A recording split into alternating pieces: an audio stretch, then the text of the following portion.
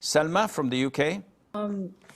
Is getting a job then like you can't like if your parents can't provide for you, like a female getting, is it not permissible? I Like don't especially Your line is breaking, first of all, and there's background noise. So can you kindly state your question clearly? if you're like financially unstable and like you can't provide for yourself, is it still impermissible to get a job when you're a female? Because there's free mixing in like the UK, especially like if you want to get stuff that you enjoy but your parents say no, you have to get a job. Like what do you do in that situation? We have a rule that states الضرورات تبيح المحظورات. Necessities make prohibited things permissible. However, necessities are estimated according to their true need and whether it is a necessity or not. So, for example, a sick person can break his fasting. If someone has a stomach ache, a severe headache, a hardship that is causing him a lot of pain, it is permissible for him to break his fast and make it up later on.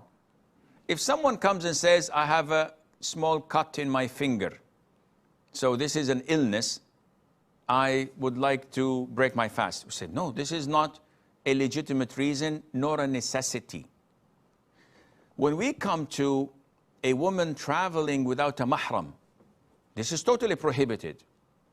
It's the Prophet himself, ﷺ, who prohibited it. Nobody can come and say, no, it's okay. Time changed. The Prophet himself says it's not permissible for a woman who believes in Allah on the Day of Judgment to travel without a mahram. Even for Hajj, even for Umrah. This is the fatwa of the Prophet ﷺ. If you're a Muslim, you abide by it. You don't go fatwa shopping or ask Tom and Dick and Harry and say, oh, they said it's okay. Then go with them on the Day of Judgment and don't seek the Prophet ﷺ's companionship. So if someone says, okay, I have a necessity to travel without a mahram, we tell her, what is your necessity? She says, I have to travel to see my mom. This is not a necessity. She says, I'm in a kafir country, there's no Muslims around me, and I fear fitna on my religion, I have to run with my religion.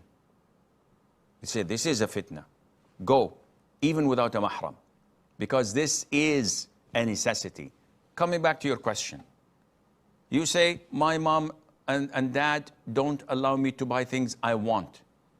Is this a necessity that permits you to mix with non-mahram men, and maybe they will be most likely flirtatious with you at the workplace?